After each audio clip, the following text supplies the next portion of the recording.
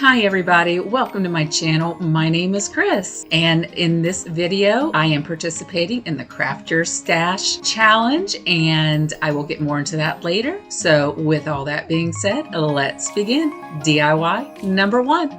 All right, so in this first project I'm going to go ahead and I've got this picture frame, but it's actually a chalkboard, and this came from the Dollar Tree. I grabbed it because I love the detailing on it. So I've had it in my stash. I want to say I got it last year, maybe the year before, but I've yet to do anything to it. So I figured this would be a good time. So I decided I wanted a little bit more detail on this frame. So I'm going to take some DOS air dry clay, and then I'm going to take my, I think it's called the Olive Crest mold, and this is from IOD, and I am going to roll out my clay and use that image right there. And I am going to apply some cornstarch. I just find that if the image has a lot of detail in it, or if it's a smaller image, that cornstarch really does help it come out of the mold just a little bit easier. So I'm taking my clay and I just roll it out into a little bitty tube, press it in. I'm going to push out as much of that clay out of the mold as possible. And with this little micro rim that IOD puts on their molds, it just makes it a little bit easier. I do find I had to wet my fingers just a little bit. My clay is getting a little bit old, so I found that just wetting my fingers just a little bit sometimes helps me to manipulate that clay a little bit easier. And then I'm just going to flip that on over, let gravity assist in me removing my casting from the mold. And I want to put this right at the bottom. I just thought that would give this frame a little bit more detail, a little bit more interest, and I just think that is perfect. And I'm going to use my Tight Bond Quick and Thick, and I'm going to go ahead and smooth out some of that onto my casting.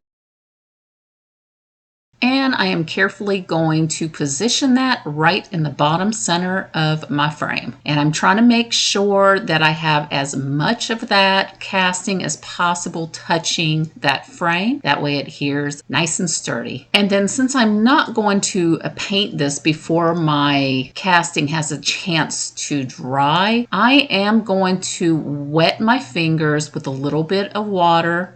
And I am just going to rub over my casting with that moisture in hopes that it will prevent it from cracking. And then I am going to go ahead and let that dry overnight. All right, so the backing of this frame I just took out, and I'm going to go ahead and take my vintage linen from DIY, and I'm going to paint it. And when I first started painting it, that paint did not want to stick whatsoever to this. It's got like a glossy surface. So I'm going to dry that down. I'm going to go ahead and take a 240 grit sandpaper and just go over that piece just to get that glossiness up. Clean off all my dust. And now that I've got that glossiness up, I'm going to go ahead with the vintage linen and I am going to give it 2 coats. Okay, next I am going to grab my bonding primer from Paint Couture, and I always have that listed in my description box in case you're interested. And I am going to give this frame a good coverage of this primer. And once I've got that primer dried up, I am going to try for the first time this color Skeleton Key from DIY Paint. And I am going to apply that all over my frame and making sure I get down in all the details. And let me tell you, this is a gorgeous color. Gorgeous. Okay, it's just simply beautiful. And also, just FYI, I only had one little crack on my clay after it dried. So I think that water trick helped. Then once that's dried, I am going to go ahead and apply a clear wax all over my piece. All right, so while that clear wax is drying down, I went ahead and made a little collage on Canva with some images I found off of Creative Fabrica. I will list a link to the collage I made and also the link to Creative Fabrica, depending on which way you'd like to go with printing out if you decide to replicate this or not. And then I'm also going to be using this vintage scrap paper that I got off Amazon, and I will have that linked below as well. But I decided to go ahead and use this little image for my project, so I went ahead and cut it out. And I am going to try to fussy cut this bird the best that I can. I was trying to keep some of the flowers in there, but that was harder to do. And then I thought, you know what, with what I'm getting ready to do, it doesn't really matter. So I'm going to cut this bird out. And then I'm going to grab me some of that vintage scrapbook paper, figure out which piece I want to use. And I decided that this first piece, the one on the left, is perfect. Look at that. Perfect. So I'm going to go ahead and I am using clear liquid patina to put on this piece of paper to the picture frame backing. And honestly, I could have just used a glue stick. I don't know why I didn't. I don't know. Sometimes I make things more difficult than I need to, but yeah, just use a glue stick. Unless you're like me and whatever's probably closest by, then use that. And I'm just going to take my brayer, make sure that's all smoothed down, apply some more liquid patina where it needs it. And then I'm just going to take a little file and I am going to go around the edges, removing any of that excess paper. And then I'm going to go ahead and put my piece back into the frame. And I didn't show it, but I'm pretty sure I put a coat of liquid patina on the top of that paper as well. Now I need to figure out where I'm going to put my bird. And I'm thinking about right here, maybe a little bit above center. And I'm not going to adhere it just yet. Instead, I am going to go ahead and grab some, oh, maybe I am. I don't know. What am I doing? You guys, I can't remember. Okay, so I do go ahead and adhere it. I'm going to grab my liquid patina. I'm going to put it on the back of that paper. Go ahead and get it stuck down and then finish applying that liquid patina on the rest of the paper. And now I am using some rice paper that I purchased off of Amazon. I'm not sure if I'm going to repurchase the same paper.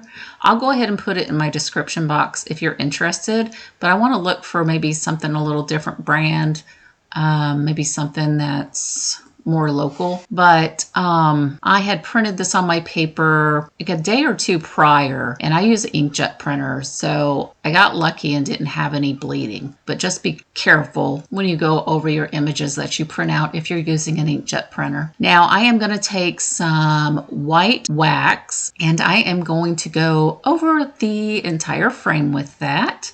And then I'm going to take me a baby wipe and wipe off any excess. I don't want it extremely white, but I want a lot of that white getting down inside those little grooves.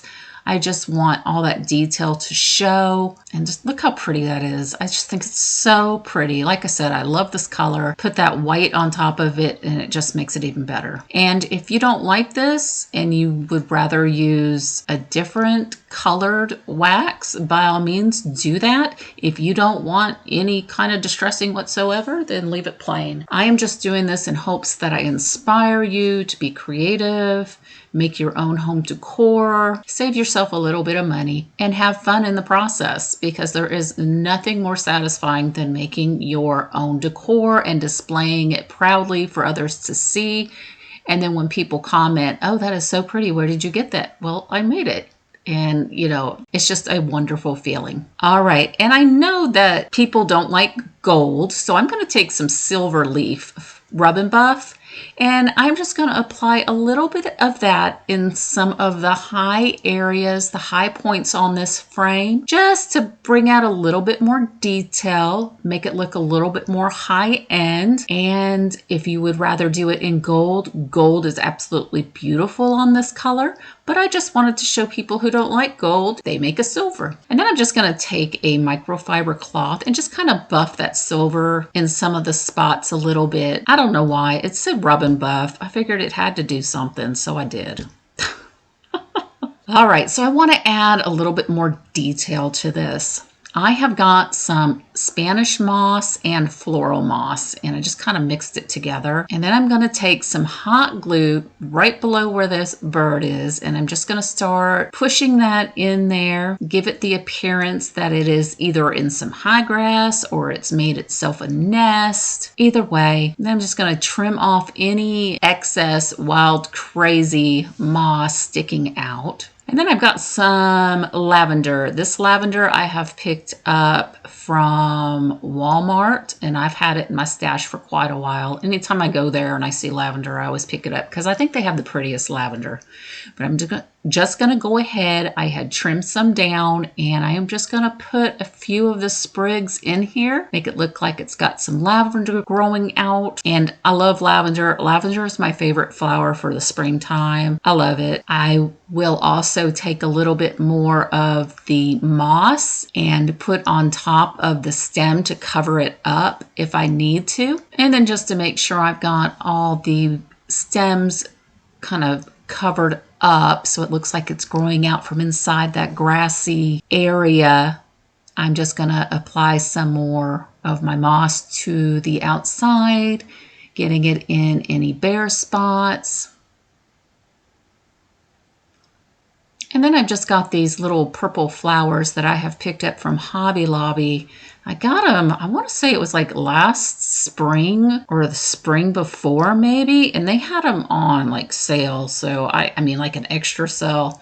I think they ordered too much of it. So I just pulled off a few of the little flowers and just thought I would glue those where I thought it just needed a little more purple, a little more color. I am not afraid of color, even though I think a lot of the neutrals are pretty. Springtime, I don't know, I just need a little bit of color. And once I get those on there, this project will be complete. I am going to reveal all of my projects at the very end of this video. Like I mentioned in the beginning, this is the Craft Your Stash Challenge, and it is hosted by Crafting My Best Life with Lisa, and her special guest host is Kristen K. And this collab is the first time I'm participating in it. So I hope that some new viewers will consider hitting that subscribe button, become part of my DIY family, where I just love to create Dollar Tree items. I love to make over thrifted items. And hey, just come on over and become part of the family. And to all my current subscribers, hey guys, you know I love you, especially those ones that keep coming back week after week. But with all that being said, let's continue to DIY number 2. Okay, so I've got this little wood round with the beaded handle. Gosh, I found this a couple years ago, and I thought I was going to turn it into like a tier tray or something, but it's just sat in my stash, and here we go. So I am going to go ahead and cut off the beads, and I am going to set those aside because I will be using them again. So I am once again going to grab my vintage linen and skeleton key, and I'm going to start with the skeleton key, and I am going to go around the rim with that color.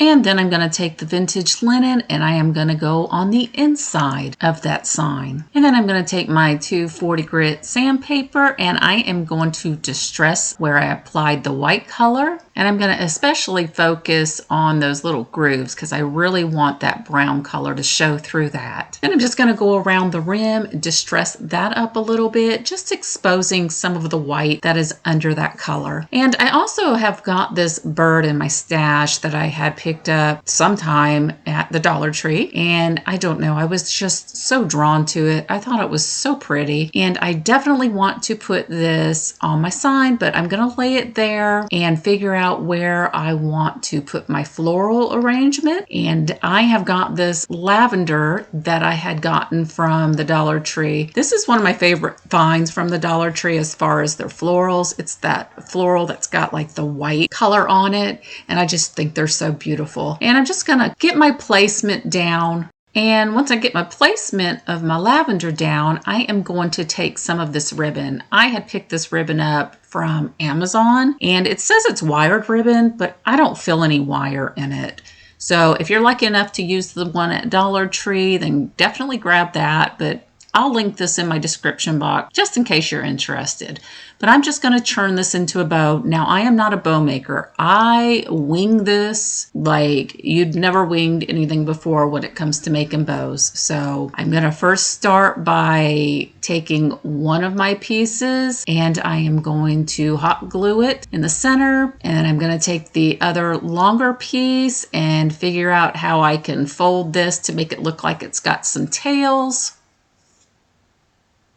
And then I am just going to cinch all that together, grab me some twine, and then I'm just going to tie that in the center as tight as I can possibly get it. And then I'm just going to lay that bow there on the bottom, make sure everything fits okay, and then set it aside. And I'm going to go ahead and glue my lavender down with my hot glue. And once I've got all that lavender in place, I'm going to grab my bow and I'm going to hot glue that right in the center there.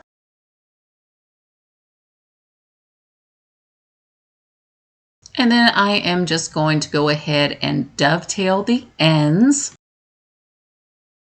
And then I just tack those little tails down so I can make sure that they stay in place. And then the next thing I am going to do is I wasn't going to repaint over the flowers. I actually like the colors, but because the rim that I painted is a little bit more muted color, I'm going to go ahead and take some colors that I have on hand and I'm going to go ahead and paint over the flowers. I use the color Inglenook from Fusion, which is the green color. I've got light lavender, which is a folk art matte color. And then I've got the pink from Waverly, which is ballet slipper. And once I get those flowers covered, I will take a little dotting tool and dip it in some white paint and then put the centers back in the flowers. And while that paint is drying, I went ahead and grabbed some more jute twine and rethreaded those beads and added some more and make the hanger longer. And the beads I had on hand were a tad bit larger than what came on these, so I just alternated the sizes. That way it just looked cohesive, didn't look odd. Now, honestly, I think I might have made my hanger a little too long, so you just do your hanger out you feel necessary. And then the final step is to add the bird, and I did clip off the very bottom of it just to make it look a little bit better. And DIY number 3. All right, so this piece is not from Dollar Tree. This is actually a piece that I had thrifted. I have painted it to make it look silver, and well, I really didn't like it, so I'm going to change it again. So I'm going to take the color Casement from Fusion. This is an all-in-one paint, and I am going to cover this piece completely. After I get about 2 coats on there, I am going to grab this light brown sugar glaze from Paint Couture. This is the first time I've ever tried it, and I am going to go ahead and distress it with this. Not really a distress, an aged look. So I'm just going to go over my piece with that, and I'm going to do it in sections because I don't know how fast this stuff dries, but it does have a pretty lengthy working time, and I like how it glides on there and it wipes back very easily. And when I wipe it back, I'm just going to take a baby wipe and just wipe as much of it off as I can. I don't want it like extremely brown, but I want to be able to see the aging process and how that aging is sitting inside all of those little details of this piece. Now, this was originally a lamp, and when I bought it, I thought it was a candlestick. So somebody had just turned it into look like a candlestick. And if you wanted to do this with a Dollar Tree project, you most definitely can look for candlesticks there, and or try your local thrift store. You'd be surprised what you could find. I love making over thrifted items. In my opinion, they just look more high-end than what I could find at the Dollar Tree a lot of times. And it also helps save a couple of steps. So food for thought.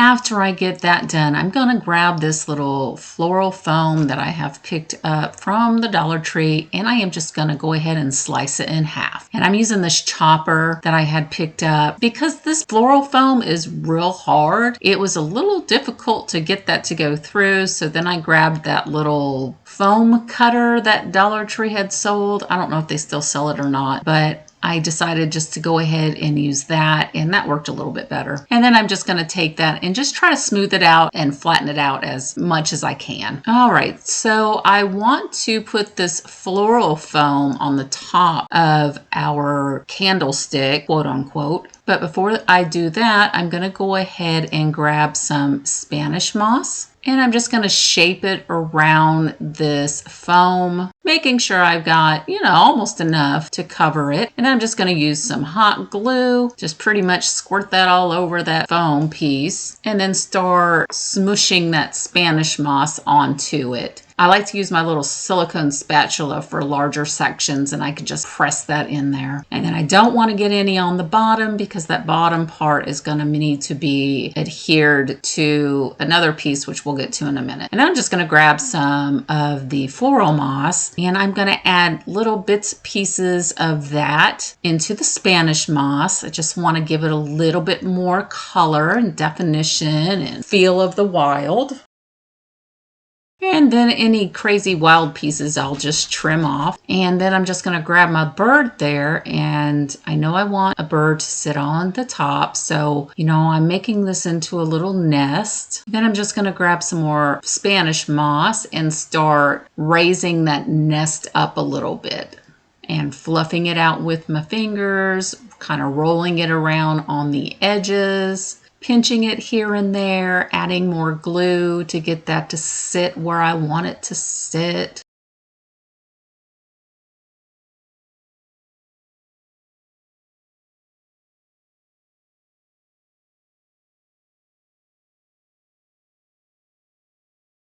So I was trying to think of a way to get that nest to go on top of that where I could remove it. And I found this little piece in my scrap wood pile, and it's just a little block that is glued to the bottom of one of those little wood rounds that you can buy in a package of. And I don't know, I think maybe I might have glued them together, or maybe it came like that. I don't know. But regardless, look at how well, this thing just will pop right on that piece. So I'm going to go ahead and glue it to the bottom of the nest we just made. And I do use quite a bit of hot glue and just make sure that's going to stick down pretty well. And I'm hoping it has no issues when I go to pull it up. So, but it does work fine. I'm actually pretty impressed with it. And then we're just going to do a little test fit, and look at there. It pops on and it's not going anywhere. And yeah, it worked perfectly. And it pops off. And then you can reuse that candlestick for, other seasons. I just thought it was a good idea. And as I was looking at it after I put it on for my little test fit, I noticed that if somebody had it up on a shelf high enough, you'd be able to see the bottom of that floral foam. And I didn't want them to see that. So I decided to just go ahead and add some more Spanish moss. And per usual, just trim away any flyaways. And I'm going to go ahead and put everything on the top of that candlestick, and I'm going to grab some flowers. I wanted to show you this because I thought this would be very pretty. If pink and white are your thing, then something like this would be beautiful. I, however, am going to go ahead and use some lavender. I don't want a whole lot. I don't tend to go too over the top with decor. Sometimes I try to get a little out of my comfort zone, and most of the time I do not. But I'm just going to figure out how I want these lavender pieces to sit up there. And like I said, you could use pink and white little roses. You can use those little white, whatever they're called, because I'm not a floral person either. I know florals about as well as I know bows. I just pretty much wing it. And I'm just going to pop them on in there and make it look as pretty as I can. And once I get that put on there, these projects will all be complete. And I want to thank you guys for hanging out with me for a little while today. And don't forget to hit that subscribe button and also hit that notification bell, because I used to have a specific day that I would release, but I like to join some of these playlists, so I can't really tell you what days I'm going to be posting on because they're all different. So make sure you have the notification bell selected. That way YouTube will notify you when I upload a new video. And don't forget to go and check out the playlist. All of the links are in my description box, including the hosts, channel links, and the playlist links. And hey guys, here comes the finale, and I hope you guys have a wonderful weekend. See you on the next one.